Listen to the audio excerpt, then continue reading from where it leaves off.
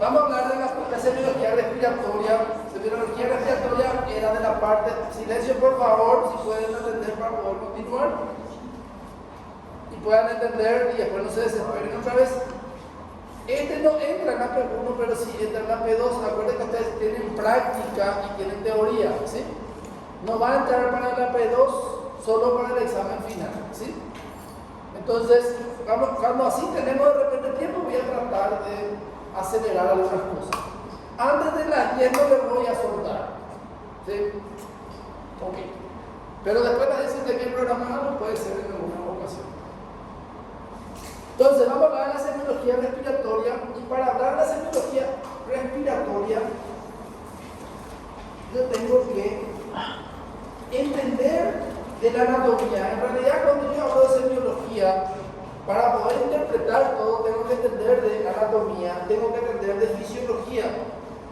Lo básico de eso, tengo que entender para poder comprender lo que cuando está alterado, yo tengo que percibir.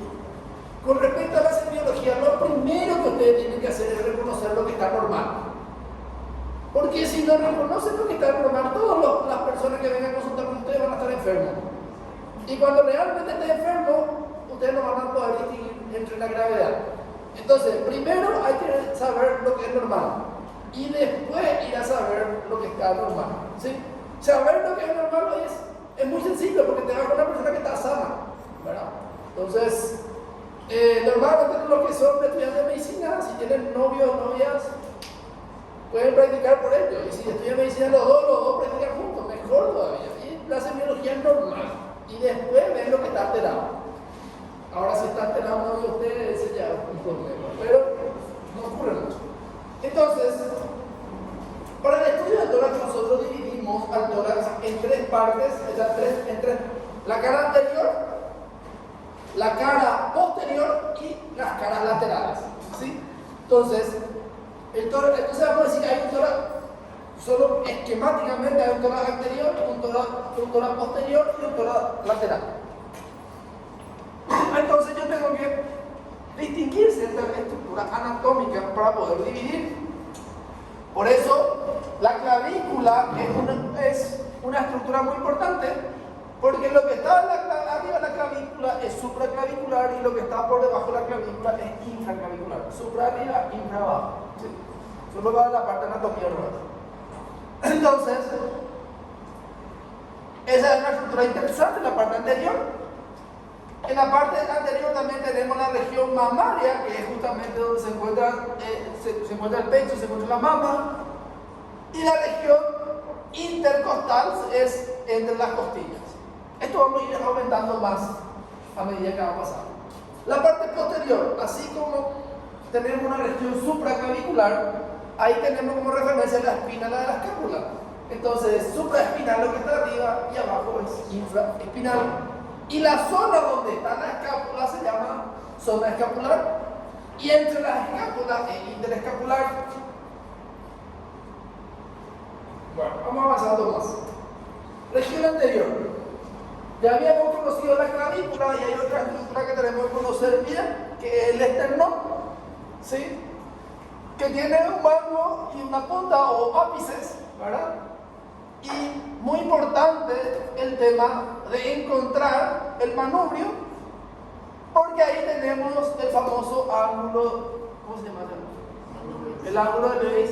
Que me habla del espacio de la segunda costilla, entre la segunda y la primera. Entonces tenemos acá el ángulo de Lewis. Y eso es muy importante más adelante para justamente poder ir contando, pero cuando vamos contando 2, 3, 4 y 5. Y después es mucho importante porque vamos a poner los electrodos. Es muy importante porque me va a decir dónde está cierta estructura anatómica. Y después tenemos el apéndice sifoide, que con las costillas forman este ángulo, que después va a hacer que la persona se pueda dividir en normolíneo, brevilíneo o longilíneo. ¿Qué más?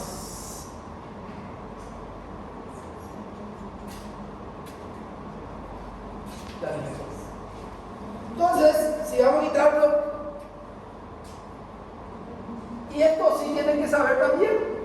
Entonces, dividimos el tórax en dos hemitórax, o sea, en dos partes distintas, derecha e izquierda. Desde ahora en más, ustedes lo que ven hacia este lado va a ser para usted derecha y los que ven hacia este lado va a ser izquierda, porque es la parte de lo que ustedes van a estar viendo el paciente siempre. ¿Se entiende? Lo que está a su derecha es izquierda y lo que está a su izquierda es derecha. ¿Se entiende? O sea, esa mentalidad ya van a tener que ir adquiriendo. ¿Sí? Y hasta que den la parte de tomografía cráneo ahí en otro. Ok. Una línea va a dividir al tórax derecho y tórax izquierdo. Y se llama línea medio esternal, porque pasa en el medio del esternón. Entonces, ¿cuál es la línea que divide al tórax en un tórax derecho y un tórax izquierdo? La línea esternal. ¿Sí? Después tenemos otra línea que divide otra vez al tórax anterior, izquierdo o derecho, en una parte proximal y en una parte lateral. La línea medio clavicular, derecha o izquierda, que va de la mitad de la clavícula para abajo. A veces coincide con los pezones en el varón, en la mujer a veces es medio complicado. Y después tenemos otra línea que va a ser la división entre la parte anterior del tórax y la parte lateral del tórax, que es la línea axilar anterior. Entonces, estas líneas tengo que reconocer bien. Y yo tengo que entender entonces que esta estructura que voy a tener cuando estoy diciendo que escucho o no escucho o pasa algo en cada uno de esos lugares. ¿Sí? Como podemos ver, en la línea medio esternal, más o menos en el medio, vamos a tener el esófago, la tráquea, vamos a tener el mediastino. ¿Sí? Y también el corazón. Y a los lados voy a tener los pulmones. Ese es el razonamiento que tienen que ustedes ir metiendo. ¿Qué es lo que yo voy buscando cuando voy evaluando? Entonces, si bien ahora vamos a hablar de la parte respiratoria, no vamos a hablar mucho de los pulmones, del corazón, hay que tener en cuenta que cuando yo miro a el tórax, yo estoy evaluando dos órganos importantes desde el punto de vista semiológico: al pulmón y al corazón. Ok. Ya habíamos hablado del cartílago, tiroides, de la tráquea, de la clavícula. Sí.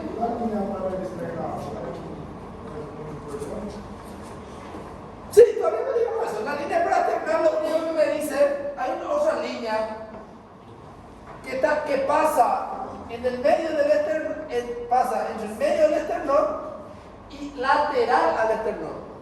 A eso se le llama línea parasternal. Es bueno saber. Es demasiado, es muy fino ya, pero a esa línea se le llama línea parasternal.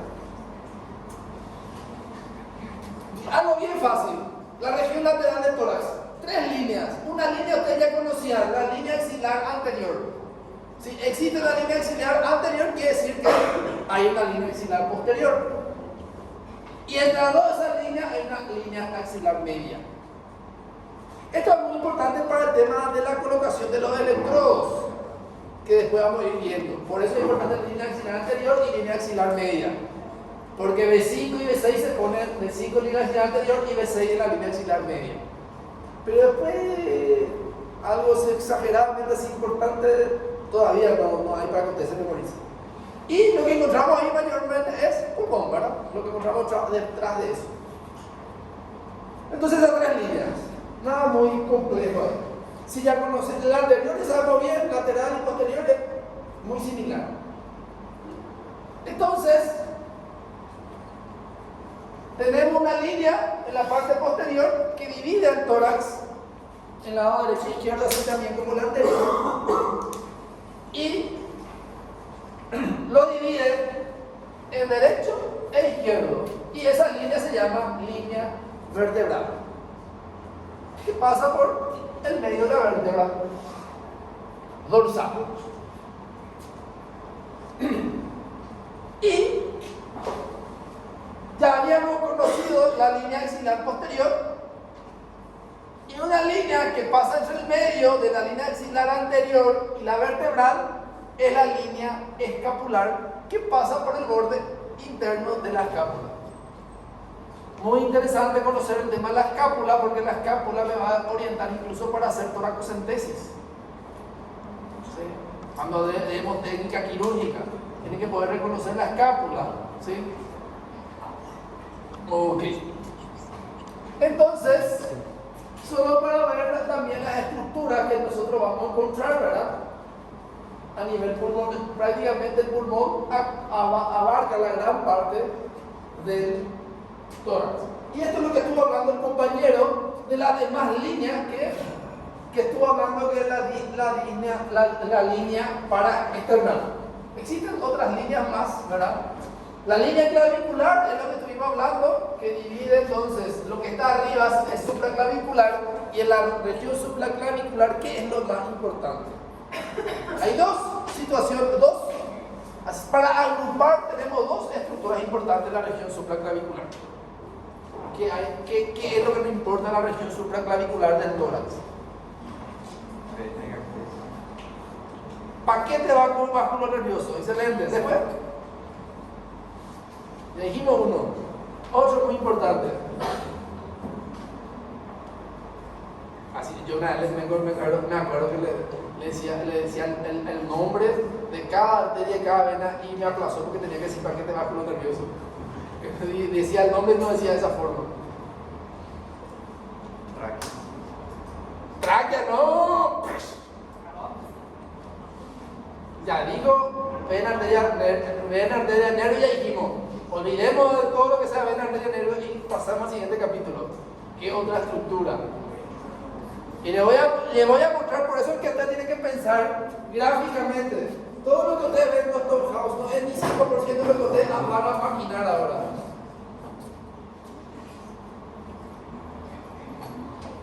Ahora pueden ver lo que yo estoy viendo. Vértices pulmonares. Son las dos estructuras que a nosotros nos preocupa en la región supraclavicular. Y yo tengo que saber bien, porque ahí qué es lo que se hace, la vía venosa central. Entonces, si yo tengo una mala técnica, si no encuentro el ángulo de Lewis, si no encuentro el esternocleidomastoideo y no sigo porque qué está detrás del esternocleidomastoideo, puedo agarrar una arteria y voy a producir hemorragia. Puedo agarrar un nervio y voy a producir una parálisis o una aplejía, y a veces es permanente.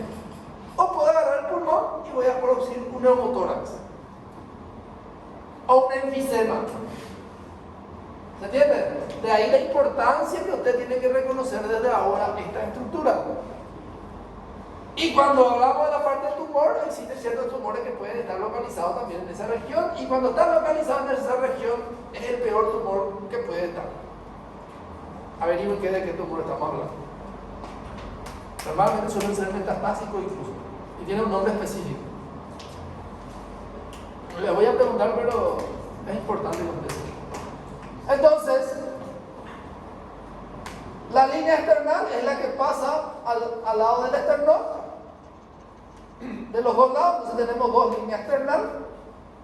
No sé, una cosa muy interesante para contarles de eso, pero bueno. Lo que está debajo de la clavícula infraclavicular, lo que está en la región donde está el pecho, es mamaria. Y después tenemos el hipocondrio, que es debajo de la costilla, subcostal. Todo lo que está debajo de la costilla se llama subcostal. ¿Sí? Ok. Tenemos una línea medio clavicular o mamaria. También tenemos la medio esternal que ya habíamos hablado, la paraesternal que dijo el compañero, que está al lado del esternón, la axilar anterior que ya habíamos conocido, y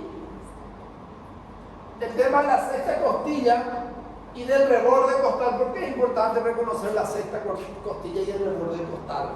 ¿Por qué me marca ahí la sexta costilla y el reborde costal? ¿Por qué ustedes piensan?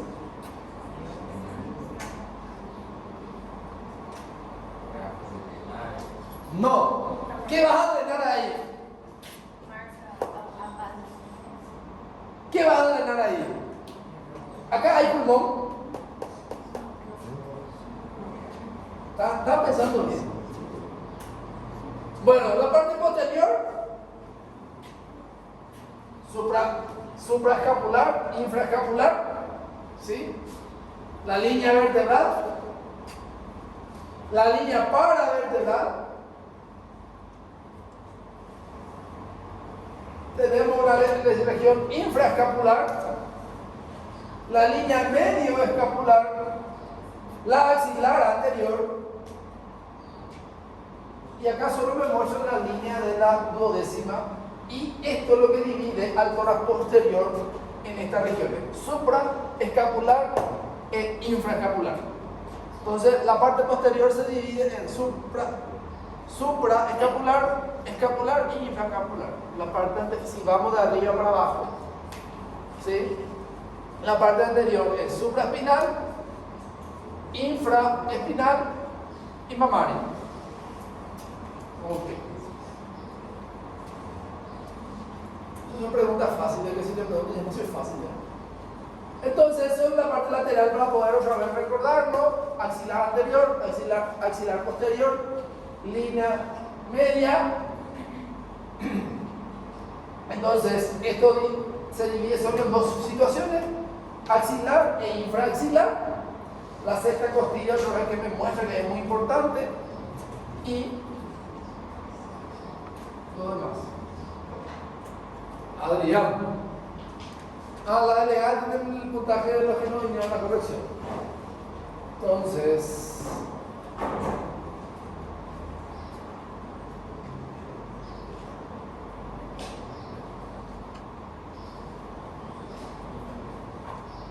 dos, 3, 4, 5, 6.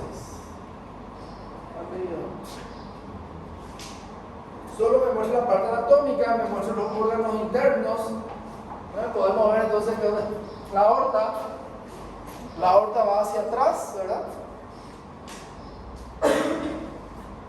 Sus ramas, los pulmones. Eso es anatomía. Bueno, una vez conocido la estructura anatómica, vamos a la herramienta de evaluación semiológica. Y ahí, los pulmones, y ahora sí es para la parte respiratoria específica, dividimos en inspección, palpación, percusión y auscultación. Y el orden es esta. ¿Qué quiere decir? No puedo empezar por la auscultación, no puedo empezar por la percusión y no puedo empezar por la palpación. Tiene que ser primero inspección, después palpación, después percusión y después auscultación. Entonces, ustedes, como futuros médicos, van a usar sus 5 sentidos para evaluarle al paciente. Y esta herramienta es mucho más importante que cualquier estudio de laboratorio o estudio de imagen. Hasta ahora no existe ninguna máquina en el mundo ni ningún estudio en el mundo que supere al humano. Por suerte, si no, no iban a estar estudiando y no van a tener trabajo ustedes el día que exista eso. Entonces, depende de qué calidad de máquina usted quiere ser. Si quiere ser el más full, van a tener menos funciones. Si quieren ser el mejor, van a tener más funciones. Lo bueno es que todos tienen la capacidad de tener las mejores funciones. Y lo malo es que, entre comillas, es que esto se entrena y cada vez se aprende más. Y este entrenamiento no termina cuando termina la medicina, apenas empieza.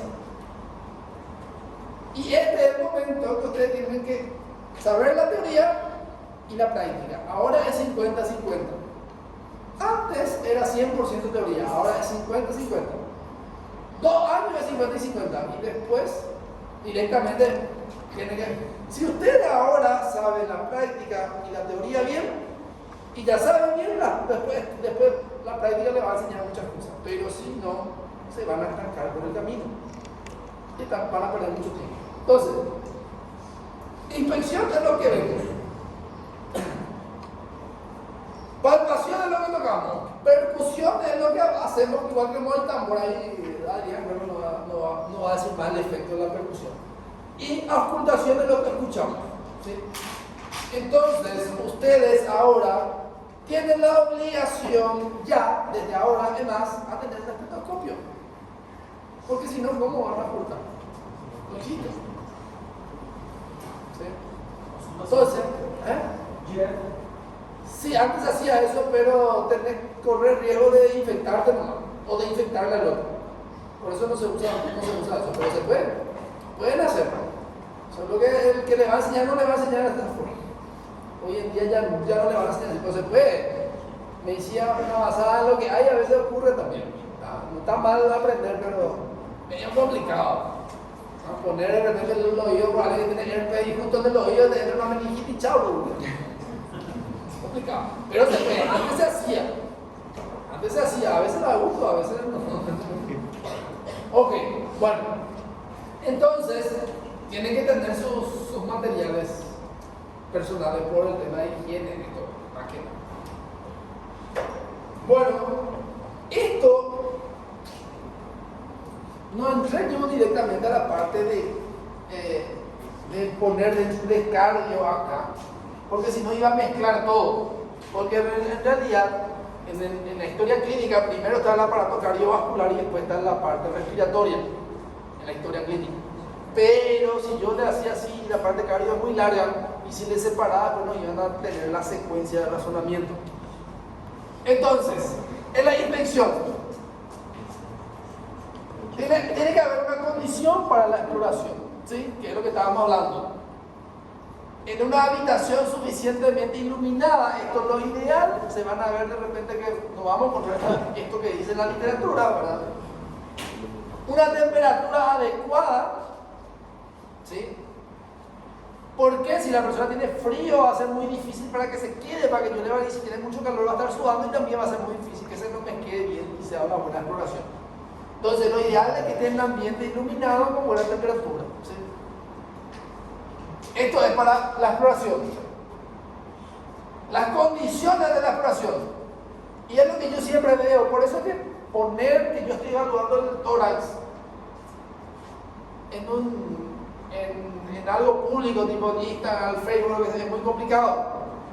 No puedo yo poner que estoy auscultando los pulmones y le pongo así a la remera. Ese semiológicamente están aplazadísimos. Para la gente en general puede ser, pero que un médico vea que usted eso es, no sé, es una agresión para los ojos. Porque es justamente lo que está prohibido hacer. Entonces, el tórax tiene que estar descubierto para poder evaluar, para poder hacer el primer paso de la evaluación, que es la inspección. Pero hay que tener en cuenta cierta situación. Cuando hay mujer hay que cubrir con pañoleta la parte anterior. Tienen que tener mucho cuidado, ¿sí? Normalmente, hoy en día, cuando se va a explorar a un paciente, normalmente se le pide que se le llame al enfermero o a la enfermera, dependiendo de que tenga que sea sexo opuesto, para que haya dos testigos en esa situación, porque porque está el pudor de la persona y hay trastornos psiquiátricos que hacen que de repente la persona piensa que se le está acosando. Y a veces sí se le está acosando también, así que todos tenemos culpa también en eso. Entonces, también hay médicos que no están bien de la cabeza. No me mienten.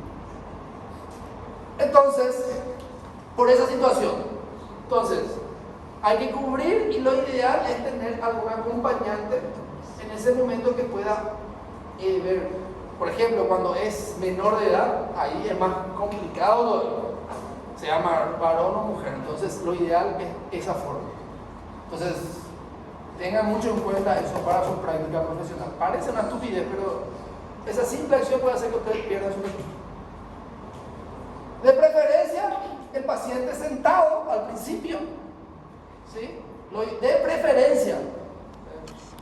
Porque a veces yo pongo así, paciente sentado, acostado y todo lo otro. Pero no, le quito la parte de preferencia solo para ver si usted se acordaba que de preferencia tenía que ser.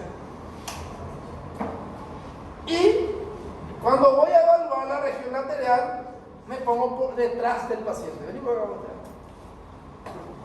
Entonces, digámosle, ustedes se salvaron porque tienen que pagar muchos profesores para que sea haga un examen práctico. Tienen que haber por lo menos 2 interventores por alumno, entonces millones. Entonces por eso se salvaron. Pero estoy ya craneando cómo hacer. Para ustedes ya no van a más. Entonces, cuando ustedes entran para la reválida o para la CONAREP, no, porque es re teórico ahí. Entonces, cuando ustedes entran, antes de cualquier cosa, obviamente le van a saludar, van a hablar, van a hacerle todas las preguntas necesarias y le piden que se siente. Si ya estaba sentado a espectáculo, y ustedes no le van a decir al profesor, le estoy viendo la parte anterior, le estoy viendo la parte lateral. No, ustedes van a hacer esto. Van a mirar acá, de abajo para arriba, de arriba para abajo, y después se van a ir hacia atrás. Y ahí van a mirar. ¿Se entiende? Ahora, si ustedes se quedaron y miraron así, esta parte técnica es muy específica, ¿verdad? Por eso es que cuando uno se va a someter a un examen, no es mucho el conocimiento, es el contexto de cómo hacerlo. A veces vos podés saber lo que está pasando, pero te están evaluando, y los yanquis son los más argeles, y por eso ellos fueron los que nos trajeron todo. Por eso pasa porque nosotros no estudiábamos antes, no mentira. Ellos fueron mucho más, tienen una evolución mucho más adelantada que nosotros. Nosotros acá éramos todos indios, ¿verdad? Después, ahora seguimos siendo, ¿verdad? Pero un poco menos. Entonces, ellos tienen estructurado, y a ellos les importa más la estructura que saber lo que vos sabes. Les importa que sepas como tiene que ser. Y en la estructura muchas veces lo que ven que se está haciendo bien. Y es toda la base de todo examen teórico práctico. Entonces los pasos tienen que saber bien. Ustedes pueden ya, por ejemplo, yo me voy a hacer los cursos de tratamiento trombolítico. Acá en nuestros países tienen todos los estudios y todas las cosas. Yo con la semiología hacerle tal cosa, el tratamiento está bien, pero me aplacé. El paciente se salvó, pero me aplacé porque no hice los pasos. El tema de los pasos es para no equivocarte cuando vos estás empezando. Entonces, ustedes ahora no tienen que tratar de hacer nada de resumido, porque no tienen la capacidad todavía, no es por malo, en realidad no tienen la capacidad de hacer nada resumido. Entonces, cuando hacen una historia clínica, tienen que hacer una historia clínica completa. ¿Qué quiere decir? Cosa que un médico hace en 5 segundos, ustedes tienen que hacer en 1 hora. Por el tema de no equivocarse. Y esa es la única forma de equivocarse lo menos posible. Entonces, normalmente cuando es muy típico, nosotros nos vamos al foco nomás. Pero cuando estamos empezando, tenemos que quitar todo eso y analizar muy detallado. Ok, gracias.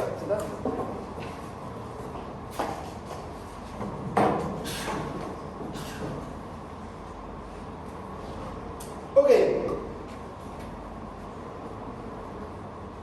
Entonces, esto es lo que vamos a investigar. Conformación del tórax. Entonces, cuando yo hablo del aparato respiratorio, voy a tener unas frases que puedo ir completando de acuerdo a lo que yo voy viendo. Yo le voy a escribir esta frase y si ustedes quieren memorizarse, pueden memorizarse. Pero ahí no es importante lo que se memorice. Lo importante ahí es que lo que ustedes escribieron hayan evaluado. Porque lo malo es que si ustedes no evalúan porque no tienen tiempo y no les pareció que era importante, escriban nomás que no evaluaron. Digan, nos centramos en la evaluación de tal cosa, escriban que no evaluaron. No pongan que está todo bien, porque a veces el otro colega también tiene muchas cosas y piensa que normalmente el buen médico no confía ni en su compañero, por situaciones obvias, ¿verdad? Pero lo ideal es que confiemos todos entre todos, ¿verdad? Entonces, para que eso ocurra, la historia clínica usted tiene que tener confianza. Tipo, si yo me voy y ahora conociendo a Esteban y veo su historia clínica, voy a creer un poquito. Pero hay algunos que no voy a creer demasiado. Pero eso es la parte de la reputación de cada médico que se va a ir construyendo, ¿verdad? Pero a veces no sé cómo es el médico que está y te escribe todo y no evalúo. Y a veces no tienen un pulmón y eso. Y te dice, pulmón vesicular, todo conservado, sonoridad conservada. O sea, tórax simétrico, le quitáis y Ferón tiene una cicatriz de un lado. Y ahí ya todo ya no tiene sentido. Y cuando se llama a juicio, lo que se llama es por lo que se escribió y lo que hay. ¿Qué pasa si el médico no escribió? Se hace la autopsia y se ve que lo que escribió no tiene sentido. Y ahí ocurren los problemas y no agarra a todo el mundo y cada uno va a tener que defender de acuerdo a lo que escribió. Por eso, si no evaluaron, escriban que no evaluaron y por qué. Tiene que haber una razón de por qué no evaluaron. O por lo menos pongan una línea así que no escribieron nada y no digan nada, se quedan al silencio. Porque si no, el siguiente hace el mismo error. Dice que todo está bien, y dice que todo está bien, y al final el paciente muere porque justamente no evaluaron esa área. Entonces, si ustedes no ponen nada, ponen que no evaluaron o dejan en línea de que no evaluaron, le da la posibilidad de que alguien se interese y evalúe. Entonces, lo ideal es que evalúen todo. Entonces, primero, conformación del tórax. El tórax puede tener cierta asimetría, pero en línea general usted tiene que decir, si el tórax es normal, tiene que ser muy parecido el derecho con el izquierdo. En teoría, el tórax normal sería tórax simétrico. Entonces, tórax simétrico. Inspección. Después tengo que ver las condiciones de la pared, vamos a ir hablando de cada uno. Después tengo que hablar de los movimientos respiratorios, ¿sí?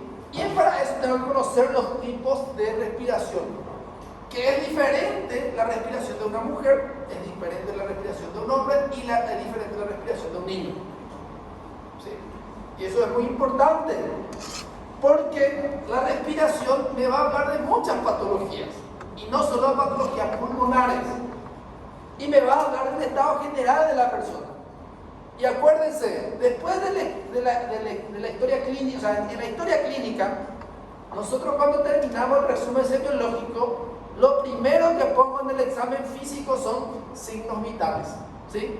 Después pongo aparato, después pongo cabeza, cuello, tórax. Pero en la historia clínica es así, signos vitales, cabeza, cuello, no pongo tórax, pongo aparato cardiovascular y aparato respiratorio. ¿Qué esto es tórax? ¿Se entiende? Sí. Entonces, nosotros saltamos acá el aparato respiratorio. Signos vitales.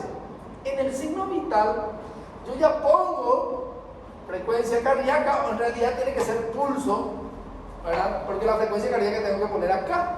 Entonces, en los signos vitales pongo pulso, no frecuencia cardíaca. Sin embargo, estamos muy acostumbrados, porque el pulso, si el corazón está bien, es igual. Pero si el corazón está mal, o hay alteración de la arteria, no van a ser iguales. Por eso que hay que entender que frecuencia cardíaca y pulso son diferentes si hay patología, pero pueden ser iguales si no hay patología. ¿Se entiende? Entonces, signos vitales es pulso, frecuencia respiratoria, temperatura, ¿sí? Pulso, frecuencia respiratoria, temperatura y presión arterial, ¿sí? Y este es el chiste que muchas veces no se entiende, y el estudiante hace el chiste porque no entiende, ¿verdad? Que es normal, si no iba a ser estudiante, y nosotros no íbamos a tener diversión en esta vida también, ¿verdad? Ya se están aburridos de mirarse de eso y todo. Entonces, cuando un paciente viene junto a mí y está en una situación de urgencia, yo con la inspección ya me doy cuenta que está en una situación de urgencia. No voy a estar preguntándole detalladamente, no, el paciente tiene una situación de urgencia y yo puedo estar preguntando, pero mientras pregunto, yo ya tengo que evaluar esto. Por eso se llama signos vitales. ¿Qué quiere decir? Si esto está mal, su vida corre peligro. Y a veces solo solucionando esto le salva a la persona. Y esto te guárdense, parece estúpido. Parece muy estúpido que con esto yo ya puedo salvar el 70% de las urgencias, si soluciono eso. Poniéndole oxígeno, sí. Essa bacterial não entra também na cardio? No, es parte del sistema, la presión es parte del sistema cardiovascular, pero yo lo pongo acá, porque pongo signos vitales. Porque ele vai dar frequência cardíaca. Frecuencia cardíaca se pone acá, pero pulso acá. Não, a pressão. La presión se pone en signos vitales. Una cosa muy interesante. Saturación no es signo vital. Saturación no es signo vital, pero ayuda mucho. A pie me parece ya eso. Signos vitales son solo estos cuatro. Pulso, no voy a yo a ser muy estricto en esto, ¿verdad? Pero hay algunos semiólogos que te ponen signos vitales y te ponen frecuencia cardíaca y pulso. Y ahí ya ¡pum! Mi cerebro, ¿verdad? Yo no voy a hacer ese tipo de... Porque primero necesito que aprendan por lo menos a salvar pacientes y después a distinguir la diferencia. ¿Cómo el doctor hace la medición de pulso? Sin confundir con la frecuencia cardíaca. ¿Qué frecuencia? Vamos a entrar en semiología del pulso cuando entramos en la parte cardíaca. Pero es ocultando el corazón y tocando la arteria. Después vamos a entrar en la parte del pulso porque es una clase de evaluación del pulso. Parece tan sencillo, ¿verdad? Pero es una clase de evaluación del pulso. Pero así, después le voy a explicar eso, porque tenemos que practicar, tenemos todo. Si nos da tiempo, incluso vamos a practicar. Bueno, pero esa pregunta es muy interesante. No se ve bien leer, ¿entiendes? Bueno, entonces, con eso ustedes van a salvar el 70% de la urgencia, dándole oxígeno, hidratándole o dándole antihipertensivo. Por eso es importante. Entonces, en base a esto, yo ya voy a actuar sin tener que hacer todo lo otro. Y cuando le estabilizo al paciente, continúo con mis preguntas. ¿Se entiende? Pues si yo veo, está mal el paciente, está hipotenso, no importa lo que le pasó al paciente. Si yo soluciono eso, o si muere por eso, y yo traté solucionando, nadie me va a culpar. Porque el paciente ya llegó muerto conmigo. ¿Se entiende? Ahora, si yo comienzo a preguntarle y lo estabilizo lo que está mal, ahí sí. ¿Qué quiere decir? Cuando el signo vital está mal, yo tengo que actuar en el momento. No tengo que agarrar y esperar y cosas así. Signos vitales. ¿Sí? Algo muy importante que no es signos vitales, pero ayuda mucho a complementar el signo vitales. Se pone en la ficha de evaluación en el hospital, pero también se puede hacer de forma ambulatoria. Y si usted tiene el espectáculo, ¿verdad? Creo que tengo una ya terminó la fila.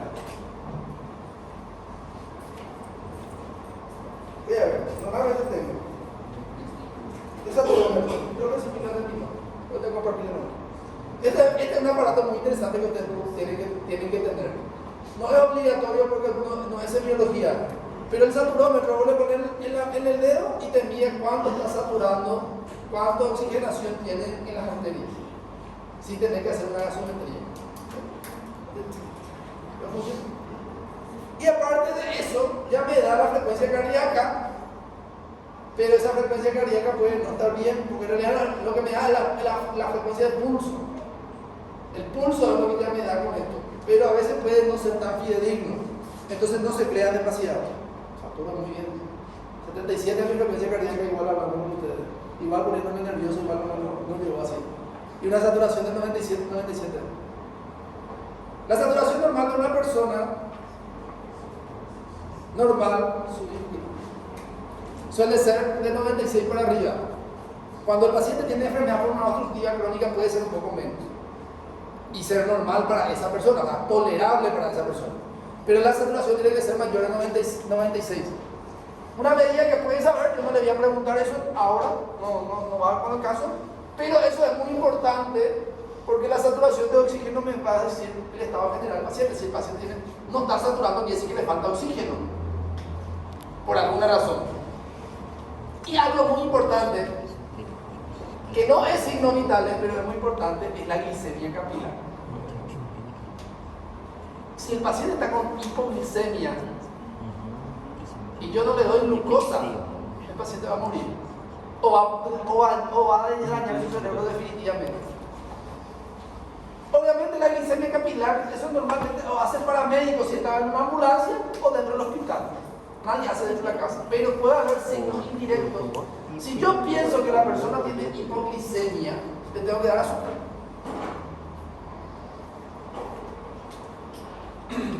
Y tienen que sufrir hipoglicemia para poder. A veces la hipoglicemia avisa mucho tiempo antes. Estaba recién del primer año. Yo me emociono demasiado cuando hago las cosas. Me quedé en la parte de reanimación, donde todos los pacientes están intubados. Y todos los pacientes graves, con cuellos lindos, es para el R1 para que haga la vía central, ¿verdad? Y si yo no hago, iba a hacer otro compañero. Y yo quería hacer todo lo que había para poder tener mano. Para poder cuanto más hacer, más saber. Por eso la parte quirúrgica no me interesa tanto. Vos solo tenés que hacer para saber. Necesitas alguien que te muestre, nomás, y vas a hacer 2 o 3 veces y ya después haces solo. Y después todo es vista y la anatomía y ya está. Entonces, cuanto más hace vía central, más. Entonces, yo quería hacerle la vía central a todo. Una hora por ahí tardaba cada vía central entre preparar y todo lo demás. Yo no me di cuenta que yo tenía que almorzar y ya era a las 6 de la tarde. Después me fui para evolucionar, para escribir en el sistema, porque nosotros tenemos un sistema informático. Comencé a ver todo estrella. Pero así, estrella de aquí para allá. Miraba y tenía estrellitas de todos lados. Pensaba que era solo la iluminación. Y me di cuenta que era una hipoglicemia, algo. Yo podía haberme desmayado. Yo estaba en la urgencia, pero como era parte de clínica médica y la urgencia de otro servicio, me fui y le hablé a la jefa de guardia de ese entonces, le dije lo que estaba pasando, ¿verdad? Creo que estaba haciendo hipoglicemia y tal cosa, y no me hizo caso. Me pegó. Entonces, como urgencia no era mi servicio, yo tipo, me iba como una rotación, y mi servicio era clínica médica, me subí hasta el 5.º piso y le pedí a la enfermera que me quite mi glicemia, y tenía 40 de glicemia. No me fui y le dije así, por favor, doctora, dame mi reposo. Me fui a comprar una coca, medio tinto, la solucioné y continué la guardia. Me acuerdo que me estaba yendo así como con mi hipoglicemia, todo mal, y el familiar, doctor, espera un rato, me siento mal, enseguida vengo. Pero algunos pueden producir sudoración, pueden producir palpitación. Entonces, ¿qué es lo que le quiero decir con esto? Que si usted piensa que tiene hipoglicemia el paciente, y el paciente no es diabético, o no piensa que es diabético, dándole azúcar soluciona el problema. Otra historia. Está en la urgencia y al lado, después de 2 salas más, está la parte que sigue siendo urgencia, pero el paciente que ya estaba estable. No sé por qué cosa del destino, entra un paciente así de la urgencia real a la urgencia que ya no tendría que ser tanta urgencia. En la urgencia no tiene tanta urgencia, estaba gente como yo que apenas sabe medicina, que choca por la pared y no sabe qué es la pared o habla con la pared. Eso cuando te empieza recién, ¿verdad? Le uno, ¿verdad? Entra gritando así, auxilio. Y yo, ¿qué? Pero retándole, ¿qué te pasa? ¿Por qué venís gritando en un hospital? Porque no tendría que estar conmigo si está grave, ¿verdad? Y el paciente, ¿verdad? Y ahí cobra valor signos vitales. Signos vitales, pulso está bien, frecuencia respiratoria estaba un poco, pero no tenía rale, no tenía nada. Controlarle su azúcar. Y su azúcar estaba bajo, tenía 20. Le corregí su azúcar. Se despertó la paciente, estaba bien, era una paciente con cáncer terminal que hizo hipoglicemia. Su único motivo de que entró en el hospital era una hipoglicemia. Y ya pasó 3 bloques hasta llegar a mí. Y parece tonto, pero salva bien. O sea, hay que pensar de esa forma. La hipoglicemia, y esto yo les cuento porque mi instructor de semiología era muy bueno. O sea, no es que porque yo soy bueno, mi instructor de semiología era muy bueno. Y él nos decía que la medición de la glicemia es otro signo vital. Vos le decís a otro médico que te va a quitar la cabeza, pero te tiene que pasar y ahí te vas a dar cuenta. Tiene que tomarle como otros signos vitales en caso que usted esté entrando a un paciente con alteración de la conciencia. Porque se está pasando solo ahí una macumba rara.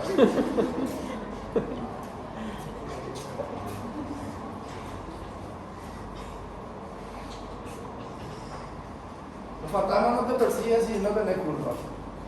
Solo si son culpables en algo que van a perseguir y ahí fuiste. Bueno, entonces ese es la moraleja. Bueno, entonces, solo para ustedes ya ir reconociendo, después entramos en la evaluación de aparato y sistema. Y saltamos un poquito para poder hacer el razonamiento nosotros. la parte respiratoria. Dijimos, aparato respiratorio, para tórax simétrico. Tórax. El tórax normal. Obviamente que el tórax depende de la edad de la persona, depende de la contextura de la persona. O sea, no todos los tórax normales son iguales. ¿Sí? Entonces, ¿qué quiere decir? Tengo que ver muchos tórax. ¿Sí? Entonces, este es el momento de mirarle el tórax a todas las personas. ¿Sí? Pero tampoco exagero. Entonces, el tórax dilatante es un tórax corto, casi cilíndrico, relieves poco visibles, rebordes costales, apenas señalados. ¿Qué quiere decir? Los rebordes costales no se tienen que ver demasiado. Porque en una criatura que yo vea reborde costal, eso es un tiraje intercostal. Y un tiraje en una criatura es una insuficiencia respiratoria aguda, que me habla de una alta mortalidad. ¿Se entiende? Por eso es importante. El tórax del adulto puede ser un tórax atlético, no en todos. Rara vez es simétrico porque a veces está más desarrollado de un lado o del otro. ¿Por qué ustedes piensan que a veces el tórax está más desarrollado de un lado que el otro, más grande de un lado que el otro? ¿Por qué? Porque no todos, la gran mayoría somos hábiles y solo mejores en un lado que en el otro. Y eso ya viene desde la casa hasta mucho tiempo, ¿verdad? Entonces esa habilidad dual no tenemos, entonces se desarrolla más la parte muscular de un lado, entonces hace una ligera asimetría. De todos modos, ustedes, para facilitarle a su colega y usted, si no ven demasiada simetría, pongan tórax simétrico. ¿Cuándo ponen tórax asimétrico? Cuando ustedes piensan que algo está mal. Pero tienen que poner qué es lo que está a expensa de qué. ¿Sí? Por ejemplo, encuentran una cicatriz, piensan que está desviado hacia un lado, está desviado hacia el otro, o algo, ahí le pongan tórax asimétrico. Tórax simétrico es que si el lado derecho y el lado izquierdo son iguales. ¿Se entiende? Ok.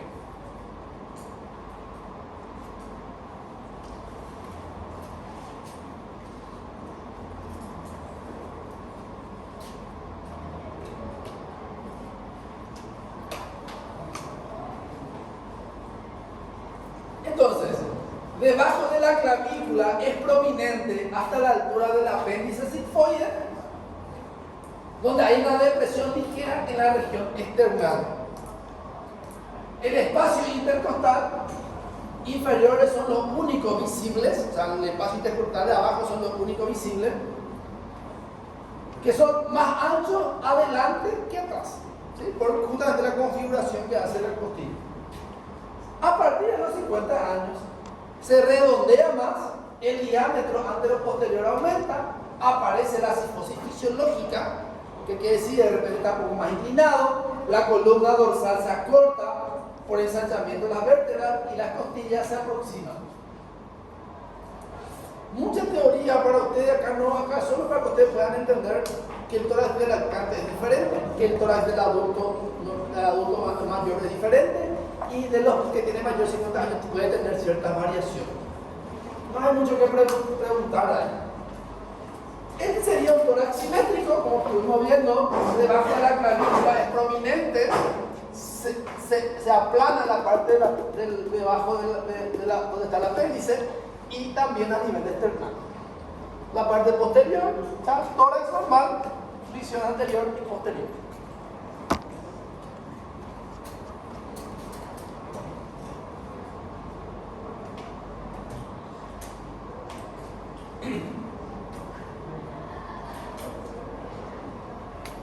Bueno, ¿se acuerdan que yo les dije que el apéndice sigmoide era muy importante? Porque teniendo en cuenta con el reborde costal inferior, producía el ángulo de Sharpe o el ángulo epigástrico, que normalmente es alrededor del 70%, 70 grados. Entonces, eso, desde el punto de vista, normalmente, esto usted puede poner tórax simétrico y después de tórax simétrico pone si es longilíneo, brevilíneo o normolíneo. ¿Sí? Entonces, yo puedo tener un tórax simétrico normal, longilíneo, brevilíneo o normolíneo. ¿Sí? Esa es otra frase que tienen que tener todos. tórax, en la inspección, tórax simétrico y una de esta característica. Y para usar esa característica es lo que utilizo el ángulo del apéndice con el ángulo intercostal, que en el normolíneo es 70 grados. Pero en el brevilíneo ese ángulo se agranda más y es más de 70 grados. ¿Sí? Mayor de 70 grados. Obviamente que yo no voy a estar mirando y midiendo para traer mi escuadra. ¿Saben la escuadra que es, verdad? La escuadra es escuadra también en portugués. La regla redondita así para ver los grados. Obviamente no van a traer una escuadra y ponerle por su abdomen y ver cuántos grados tiene su ángulo, ¿verdad? O sea, viendo ustedes van a poder ir determinando eso. Y lo que son longilíneos, esto se hace menor de 70 grados. ¿Entienden? Entonces cuando yo veo, yo tengo que ver si está normal, si está agrandado, si está chico, el ángulo de Sharpie o el ángulo epigástrico. ¿Se entiende? Por eso que si yo no le descubro al paciente, no puedo empezar con una evaluación de tórax. Ni la inspección lo puedo describir. ¿Por qué es importante saber esto? Si es longilíneo, brevilíneo o normolíneo.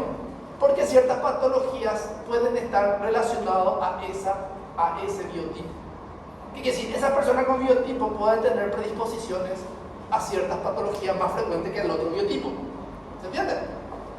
Por eso. Entonces,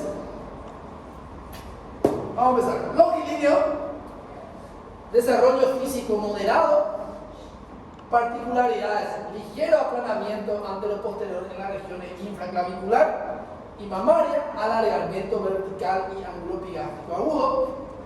Brevilíneo, sujetos robustos, acá va a ser que no hay ningún brevilíneo. Gordito, ¿no tenemos? Brevilíneo, sujeto, característica por aumento del diámetro antero-posterior, el cual se aproxima pero no alcanza el diámetro transversal. Hay una moderada convexidad de la pared torácica en la unión de la costilla con los cartílagos costales y las costillas tienden a hacerse horizontales y el ángulo epigástrico es obtuso. Entonces, lo importante es lo que yo les estoy diciendo, que ustedes puedan distinguir a la inspección si la persona es longilínea, normolínea o brevilínea. O también puede decir ectomorfo, mesomorfo, endomorfo. Y eso se ve por el ángulo epigástrico, por el ángulo epigástrico, por el ángulo epigástrico. ¿Se entiende? Ok. Esto es el caso que yo ya encontré alterado. Entonces, en la inspección yo puedo encontrar ciertas alteraciones. Y esas alteraciones yo tengo que ver si yo veo en los dos lados del tórax, o si veo solo un lado del tórax, o si veo solo localizado en una parte del tórax. Entonces yo puedo tener alteraciones bilaterales del hemitórax o regionales del tórax. ¿Sí? Bilaterales, puedo tener tórax paralítico, vamos a ir hablando de qué se trata eso, tórax enfisematoso, que es los pacientes que normalmente tienen enfisema o enfermedad pulmonar obstructiva crónica. Los paralíticos a veces pueden ser normales, a veces puede estar relacionado a mala nutrición o a enfermedades graves tipo tuberculosis, tumor y todo. Los hipoescolióticos son aquellas personas que cambian su configuración de su tórax por alteraciones de la columna vertebral. Encarena o infundibuliforme son dos tipos de alteraciones de la conformación del tórax que son congénitos, o sea, la persona ya nace con esa alteración y es una alteración congénita, no una alteración adquirida. Entonces, estos son bilaterales. ¿Sí? Entonces, cuando yo pongo acá y el paciente no es simétrico, yo puedo poner una de estas alteraciones que sí que encuentro en vez de poner tórax simétrico. ¿Se entiende? Entonces reemplazo tórax simétrico por paralítico, enfisematoso, cifoescoliótico, encarena o infundibuliforme. ¿Se entiende? O si es en el hemitórax, yo puedo encontrar que está abombado o puedo que está retraído. ¿Sí?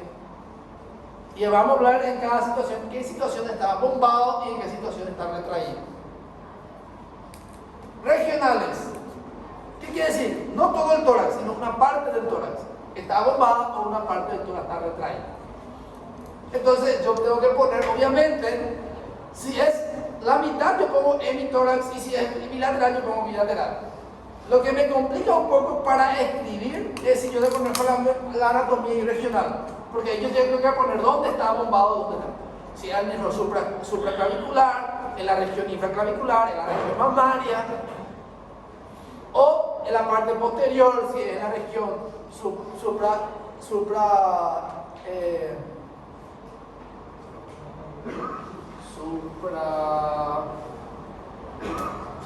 me viene el hueso. Supraespinoso, infraespinoso, región escapular, interescapular o subescapular. Entonces tengo que decidir si es derecho o si es izquierdo. Y eso ustedes se acordarán de la anatomía, que a veces te ponen un hilo en el tórax y uno hace tórax, tiene que decir dónde mismo está el hilo, y si es derecho y si es izquierdo. Y a veces es muy importante eso, saber derecho e izquierdo, porque cuando ustedes escucharán que de repente se fue al hospital y se fue porque el problema es la pierna derecha y se agotó la pierna izquierda. Parece tonto, ¿verdad? Pero ocurre. Entonces siempre es importante ponerse de derecho e izquierdo. Y cuando son médicos, quítense de la cabeza de no evaluar al paciente y ir así tipo como una fábrica. No, vayan y evalúen otra vez. Tal vez lo peor es confiar en el que sabe más. Porque si él se equivocó, probablemente muchos se equivoquen ya detrás porque va a confiar en el tal. Que si no confíen porque la persona sabe mucho, tiene que averiguar otra vez. No porque no confíen en esa persona, porque todos somos humanos y podemos equivocarnos. ¿Se entiende? Y si el jefe ya se equivocó y yo otra vez me equivoco, vamos a caer todos en el mismo hoyo una vez. Entonces es mejor salvar al jefe que caerte con el jefe. Ok, por eso es importante poner derecha e izquierda y donde mismo está localizado.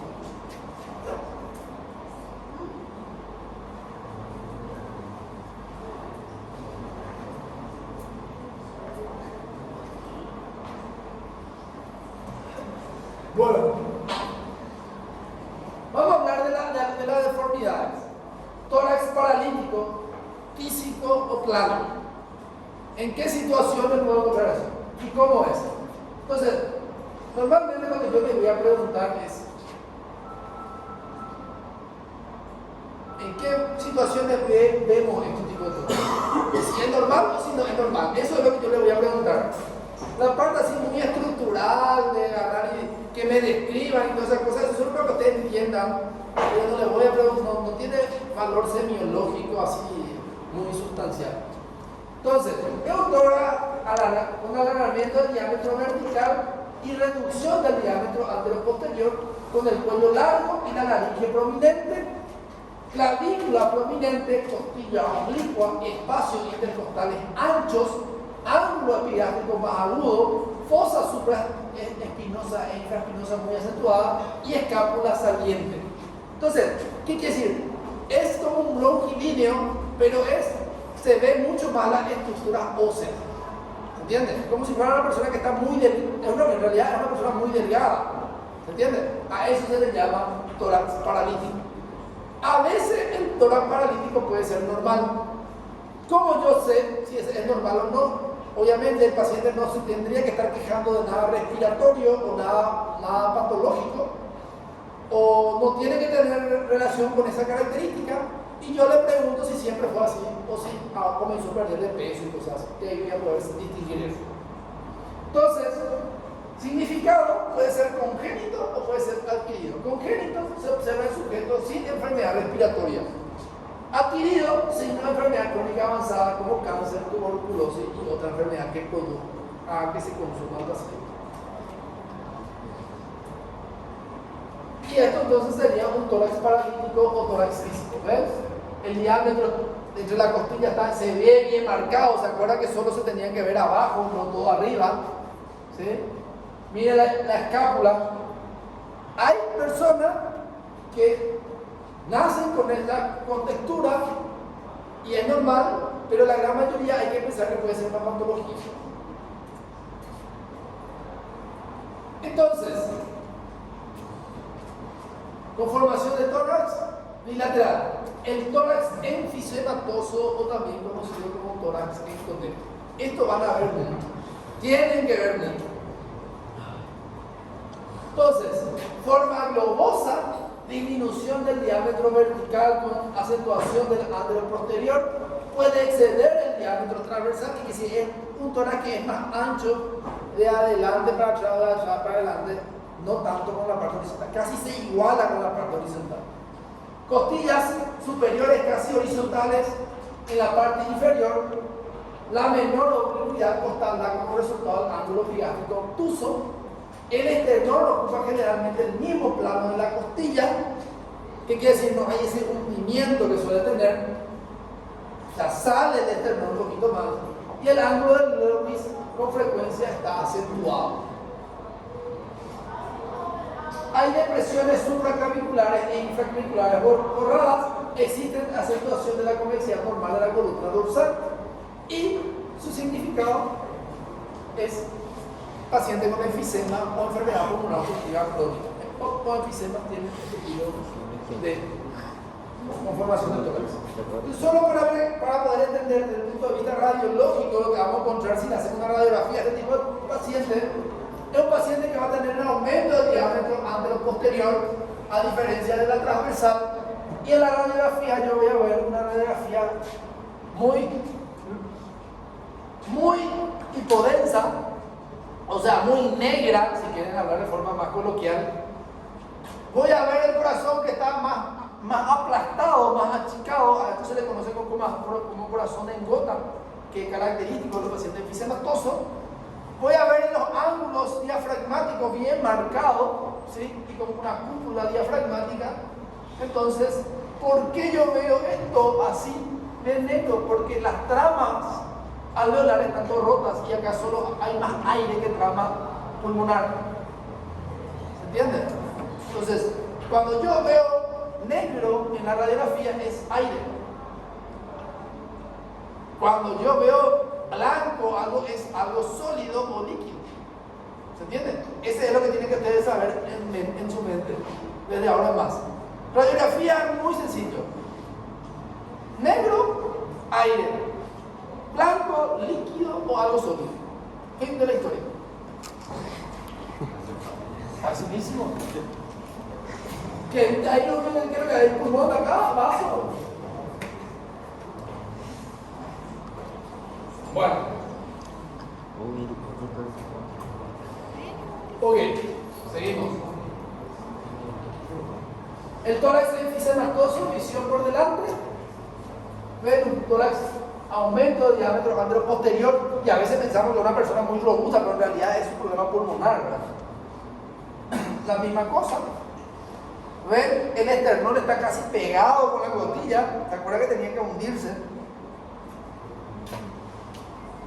Son pequeños detalles. Bueno.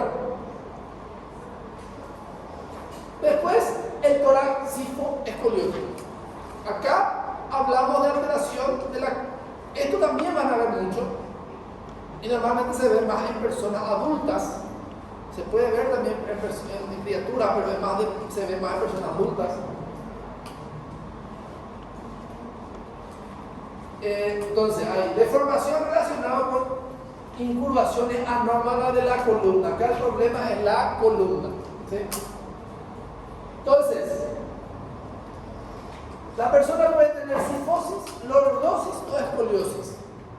Cuando decimos sifo-escoliótico, lo que nosotros decimos la combinación de los dos juntos, que a veces puede estar, pero puede estar separado. Entonces yo puedo poner tórax sifótico, tórax lordótico, tórax escoliótico. O si está combinado, como está el título, sifo-escoliótico. Entonces, sifosis, acentuación de la convexidad posterior de la columna. Lordosis, curva de convexidad anterior, y escoliosis, incurvación lateral. Voy a mostrarles una imagen para que puedan entender más. Científicamente, la cifosis es como la columna. Si yo veo, si esto es anterior y esto es posterior, lo que hace es esto. Y el famoso que está.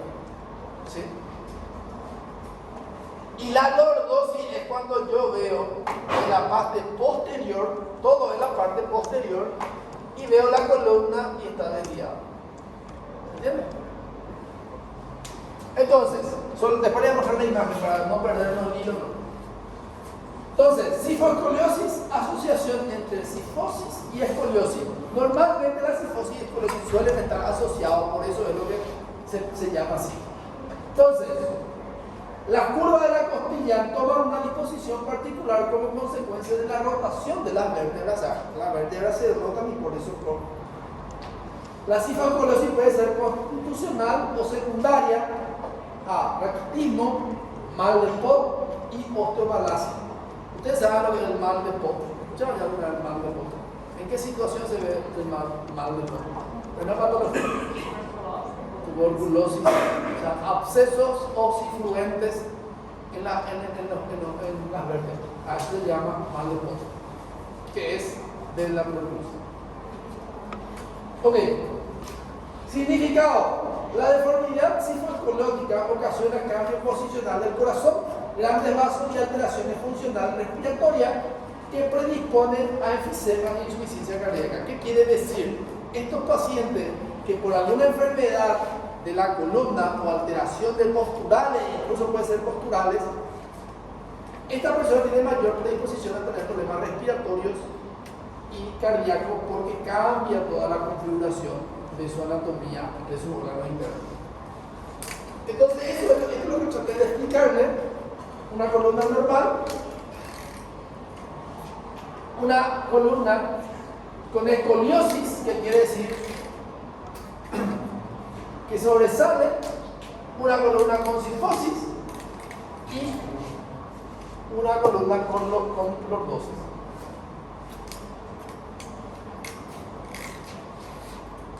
Entonces,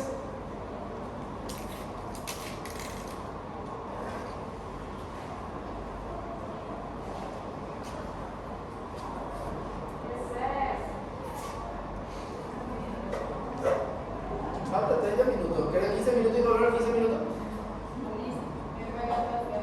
Hasta las 10 de clase. ¿Quieren hacer 15 minutos y volver 15 minutos? ¿Sí o no? No. La otra clase empezamos la parte neuro. Esto para adelantarlo cuando retrasamos. Porque el examen final sabe que tiene que dar todo esto en la práctica. Ok. Entonces, vamos a hablar del tórax infundibuliforme o pectus excavatum. Es una alteración congénita, no adquirida. Deformidad característica por depresión simétrica de la mitad inferior del esternón, unión del esternón con la apéndice cifoide. Suele estar presente en el nacimiento, pero entonces los arcos óseos pueden ser relativamente normales, de modo que la depresión se produce solamente en la inspiración. La anomalía se acentúa con el crecimiento, haciéndose permanente y participando además los arcos que se ven de forma. Significado: en general aparece en el contexto del desarrollo anormal del diafragma.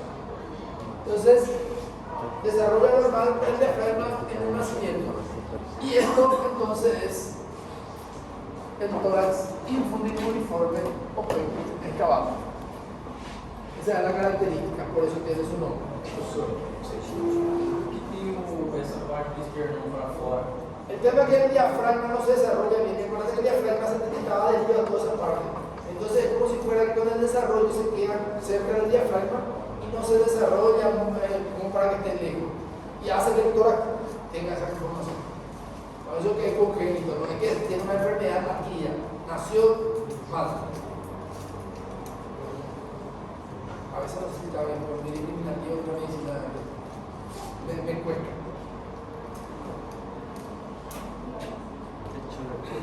Ok, después tenemos el tórax piramidal, que sería otra alteración congénita similar de la parte congénita, pero visualmente es diferente. El tórax piramidal en pecho de pollo o en carena, porque tiene la misma forma que el pollo que ustedes compran del almacén o del supermercado, o ¿cómo se dice en portugués? Lo que sí que tiene la misma forma que se tiene el pollo, tiene la misma característica. Alteración por prominencia osteocondral anterior. La alteración puede ocurrir en la porción central del esternón, tórax en pecho de pollo, cuando es la parte central, o principalmente la parte inferior del tórax, entonces se llama tórax piramidal. Si es la parte inferior es piramidal y si es la parte central es tórax de pollo. Como resultado, ocurre un aumento del diámetro anterior-posterior y una reducción del transversal, significado por deformaciones condrocostrales. El anterior era por alteración del desarrollo del diafragma, este es por alteración condrocostral. Y esto es lo que vemos entonces, el aumento del diámetro. Está prácticamente como esto.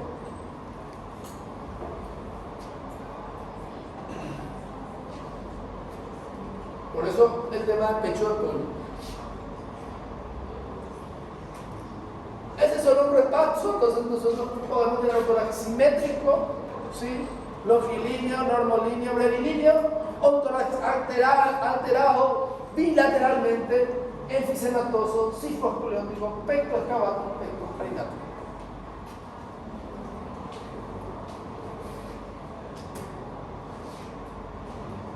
Ahora vamos a hablar de las deformidades del hemitórax, y lo que tenemos que poder distinguir acá es cuáles son las alteraciones que yo puedo encontrar. Porque cuando yo hablo de que está abombado o está retraído, tengo que tener relación de qué es lo que hace que se abombe o qué hace que se retraiga. ¿Sí? Entonces, abombamiento. Perímetro del hemitórax aumentado con espacios intercostales más anchos que los de los opuestos. ¿Qué quiere decir? Es así. Voy a tratar de hacer algo un poquito más.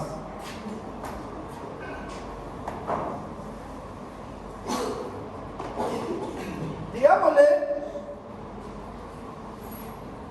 vamos a pensar de esta forma, de que el tórax es como una jaula.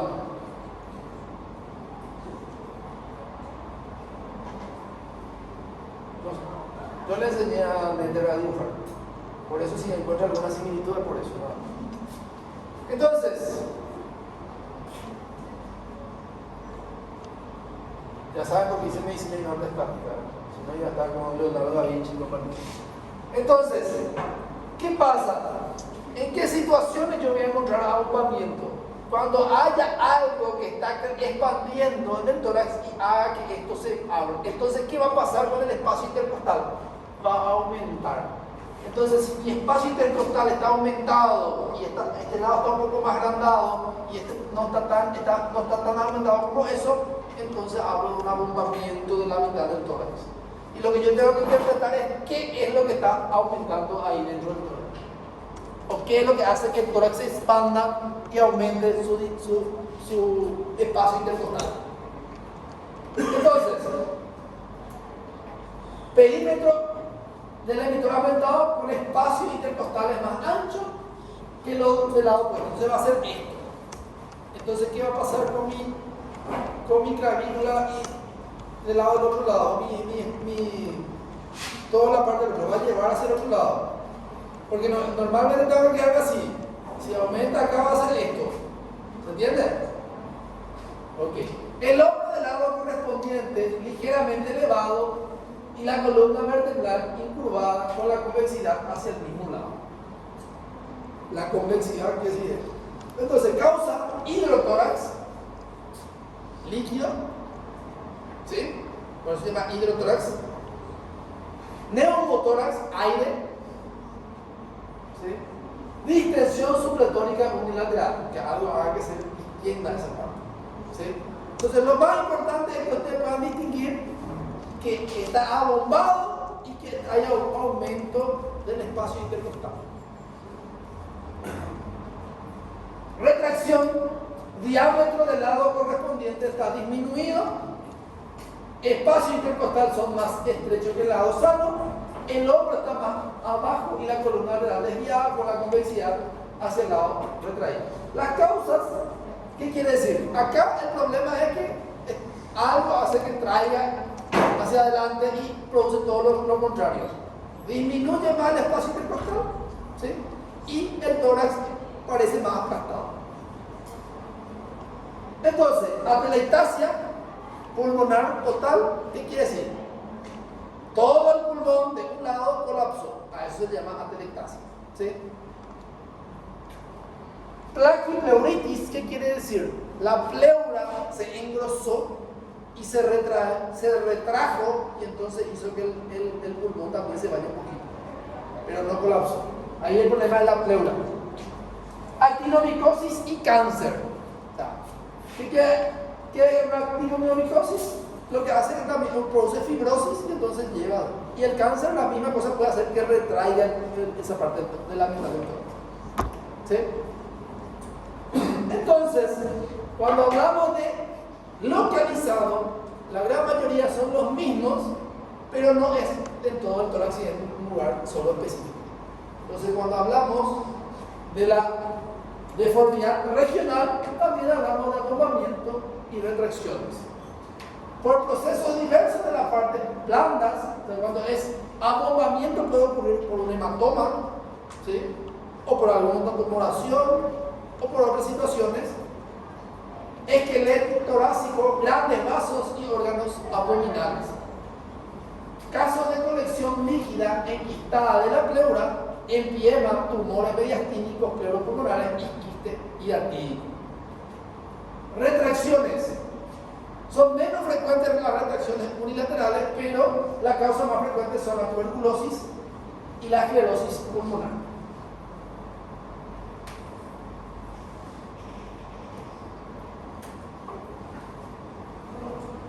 Ok. Entonces, con eso, nosotros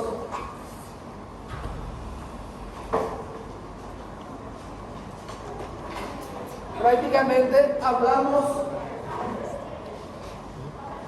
de esta parte de la semiología.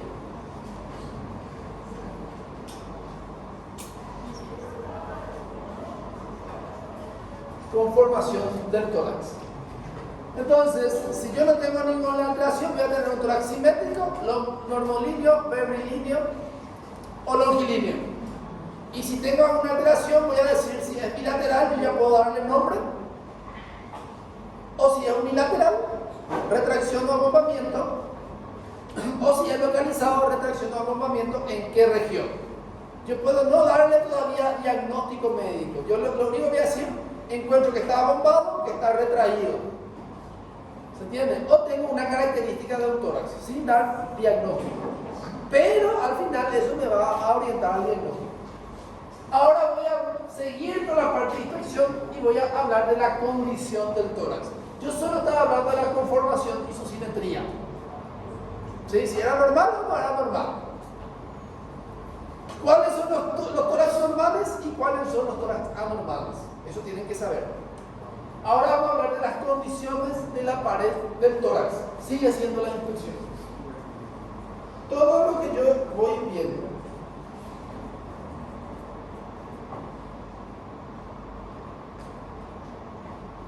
Entonces, lo primero que me tengo que fijar es en la piel. Entonces, en un tórax simétrico, voy a tener, si todo está bien, coloración normal o conservada. ¿Se entiende? ¿Qué quiere decir normal o conservada? Que el paciente no tiene cianosis, que el paciente no tiene ictericia, que el paciente no está pálido. Y cuando hablamos de palidez, yo puedo ver por vasoconstricción o por anemia o otras situaciones. ¿Se entiende? Entonces, cuando digo coloración conservada, digo eso. ¿Sí? Entonces, coloración conservada. Conformación. Entonces, después, pelo. Distribución pilosa. Normalmente el varón, no todos, puede tener pelo en la parte del pecho. Las mujeres raramente tienen pelo ahí. Entonces, si la mujer tiene pelo en el pecho, yo tengo que poner implantación pilosa en tal región de forma normal. ¿Qué patología está en relación con eso? Hormonales. ¿Qué patología? ¿Cómo se llama? ¿Cómo se llama eso? ¿Cómo se llama? No. Puede ser, pero no. ¿Cómo se llama cómo se llama esa situación? No la patología, a la situación que lleva al aumento del pelo en zona donde tiene que tener el pecho en la mujer. Hirsutismo. Entonces no voy a decir de hirsutismo, lo único que voy a decir, implantación pilosa anormal en la región del tórax. Ahora, el varón es normal que tenga mucho pelo ahí.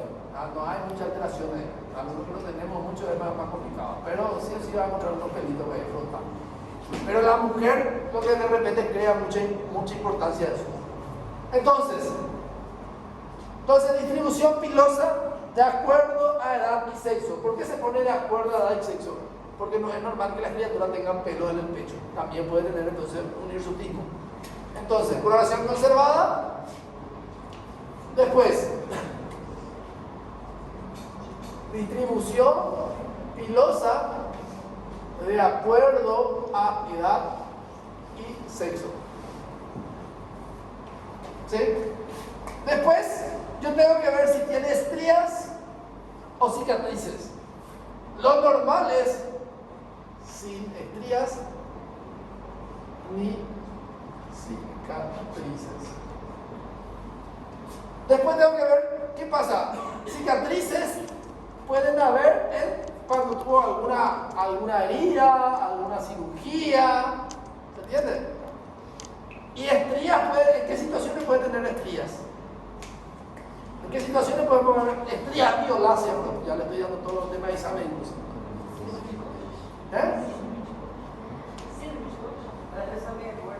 Síndrome de Cushing, persona gorda que después de repente creció, engordó demasiado y produjo, pero la persona gorda va a tener cicatrices más amarillentas.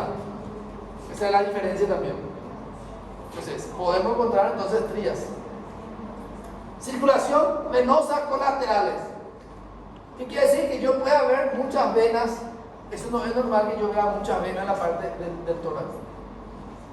Entonces, eso me está hablando de qué situación, circulación venosa colateral es mucho.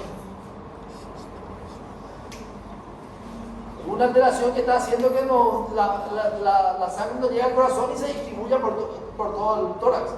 Alguna hipertensión portal, ¿verdad? Entonces, sin estrías, ni sin cicatrices ni estrías, sin circulación colateral, y después tengo que ver si tiene. Sí. Hematoma también entraría, si digamos hematoma. Ahí entramos en color.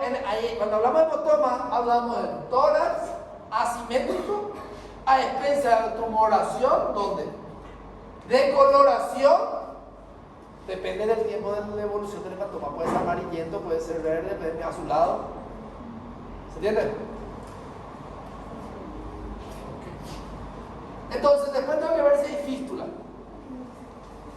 La fístula es cuando hay un orificio en un lugar donde tiene que haber y por donde pueden pasar secreciones. Una comunicación de un lugar con el otro donde no tendría que haber. Por ejemplo, puede haber alguna tumoración o algo, algún pus que drene ahí. Algún empiema que drene ahí. Entonces yo encuentro una fístula. No es muy frecuente encontrar fístula en tórax, pero se puede. Entonces, sin circulación colateral, no fístulas, ni ginecomastia.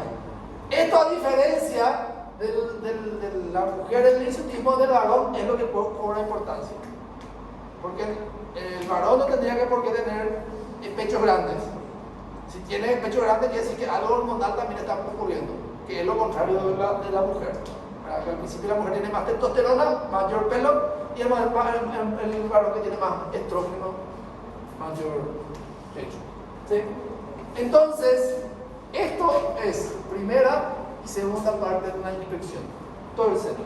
Tórax simétrico, coloración normal, implantación pilosa de acuerdo a edad y sexo, no cicatrices, no estrías, ¿sí? No circulación colateral, no fístula y no sin ginecomastia. ¿Sí?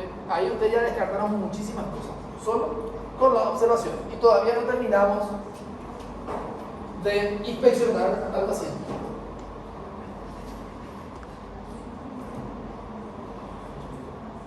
Bueno, después vamos a entrar en la tercera parte, que es movimiento respiratorio. Miren, y ahí terminamos inspección.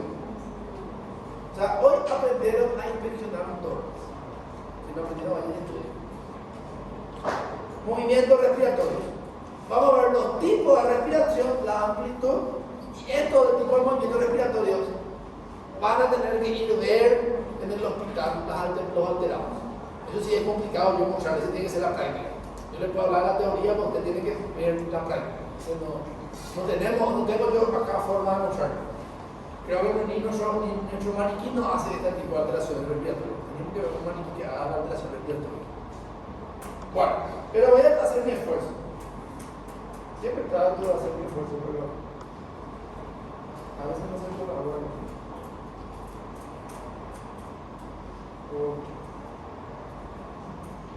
Entonces, movimientos respiratorios. Entonces, acá pongo respiración. Entonces, movimientos respiratorios normales. La mujer tiene respiración torácica superior. La mujer cuando respira, este se expande, su tórax. Por eso esa es una técnica.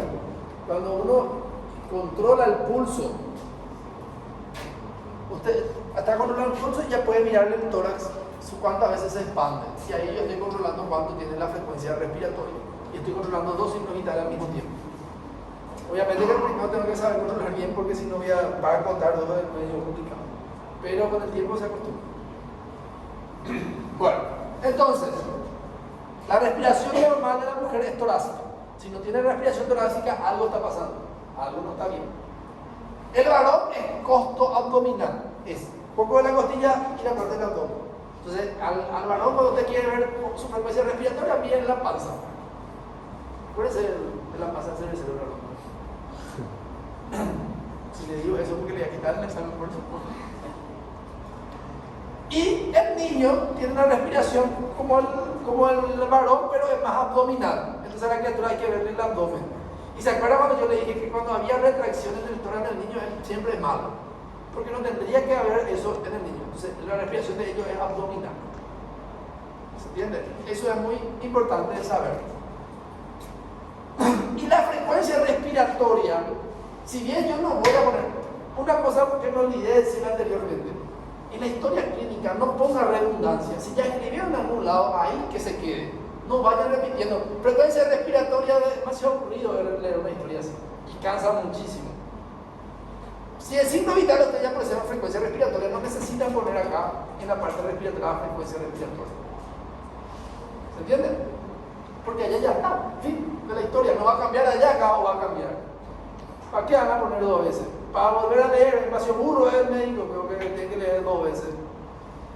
No tiene sentido. Entonces, la frecuencia respiratoria va de 12 a 22. ¿Sí?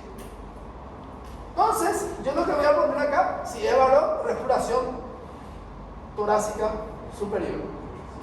Entonces, y si es mujer,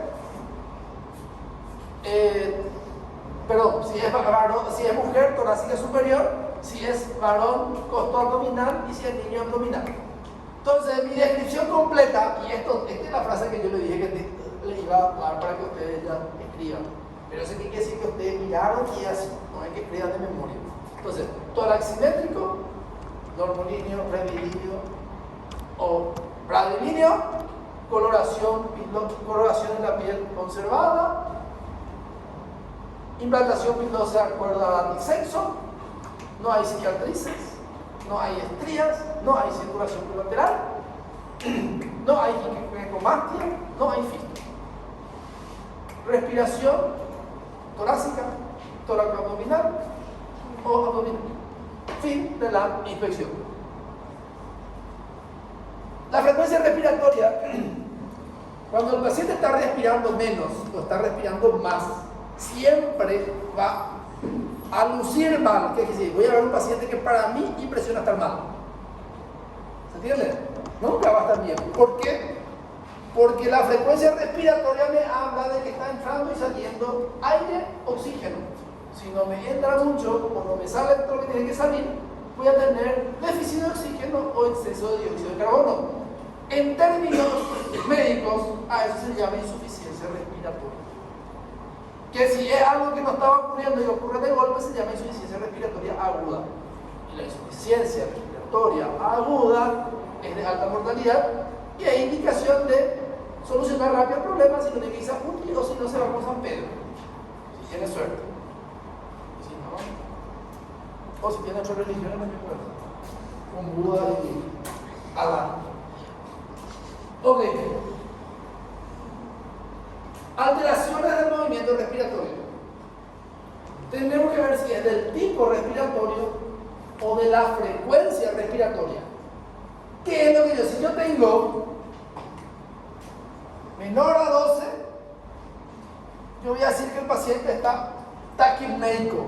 Bradipneico, perdón. Menor de 12, bradipneico. Mayor de 22, taquipneico. Entonces no voy a poner respiración torácico-abdominal, o puedo poner también si o sea, si tienen una respiración torácico-abdominal o torácica pongo y tengo que agregarle bradipneico o taquipneico, si es que está alterado. ¿Sí? O la amplitud de respiración, hiper o hipopnea. Hiper es cuando expande mucho y hipo es cuando respira cortito. ¿Se entiende? ¿Sí? Ok. Y también depende del ritmo respiratorio. Acuérdense, cuando hablamos de ritmo, así como el ritmo cardíaco, donde ofrecemos sístole y diástole, en la respiración nosotros tenemos inspiración, expiración, ¿sí? Entonces, esa inspiración y esa expiración tiene una ritmicidad. Siempre son iguales. Si hay alteración del ritmo, no tiene esa frecuencia igual, entonces vamos a hablar de un tipo específico de respiración. Y después tengo que ver si tiene tiraje o no tiene tiraje. El tiraje puede ser nasal, que de repente hace movimiento, puede ser supraclavicular, puede ser intercostal o puede ser subcostal. En el adulto no es así exageradamente frecuente, pero también puede ser frecuente, más que en el niño, que sí, cuando ellos sufren la parte respiratoria, lo primero que pueden encontrar es la presencia de tiraje. Y esto anoten y sepan y recuérdense, la presencia de tiraje siempre es un signo de insuficiencia respiratoria. La presencia de tiraje, y miren, solo están mirando, no le están tocando al paciente. Y ustedes ya pueden decir que el paciente está con insuficiencia respiratoria solo por una parte de tiraje. La presencia de tiraje, la misma cosa que lo que hicimos, la parte de hemoglobina y la parte clínica. La gran mayoría de las veces no necesitan mucho estudio para que ustedes ya hagan el diagnóstico. La presencia de tiraje ya me puede decir que el paciente está con insuficiencia respiratoria. Ahora, la causa es lo que tengo que saber. Eso sería lo que es frecuente en el niño. Puede ser muy frecuente, pero en el adulto también, si hay insuficiencia respiratoria aguda. Se hunde y se hunde el vasito de la respiración.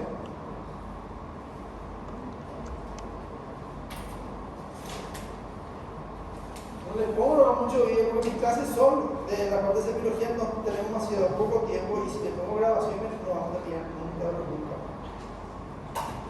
Ok. En realidad, cuando yo aprendí semiología, La semiología era parte y patología era parte. Por eso ahora usted tiene junto. ¿Por qué? No sé. Pero en todas las universidades prácticamente están haciendo eso. No sé por qué acortan más y mezclan todo junto. ¿Algún estudio tendrá eso? Entonces, alteración del tipo respiratorio.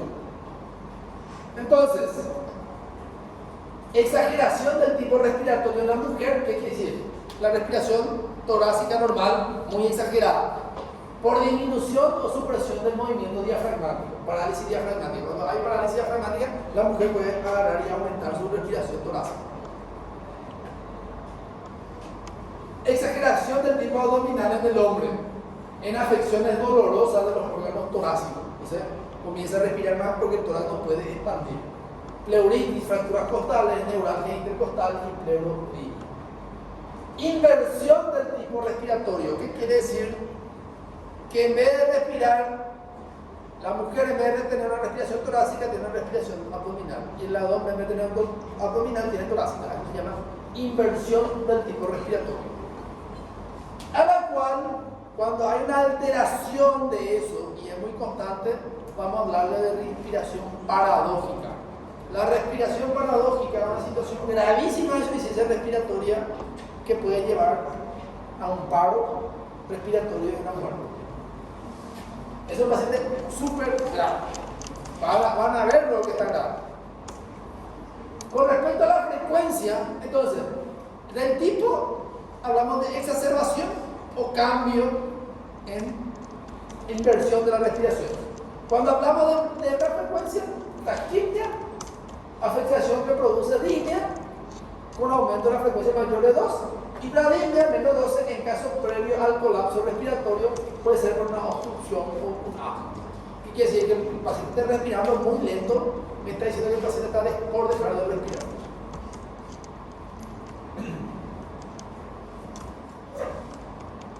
Y vamos hasta acá porque ya llegamos. Tenemos ya muchísimo. En algún momento cuando tengamos tiempo continuamos. Entonces, por lo menos la parte de la inspección ya pueden comenzar a inspeccionar. Voy a llamar a la lista. ¿Alguna pregunta antes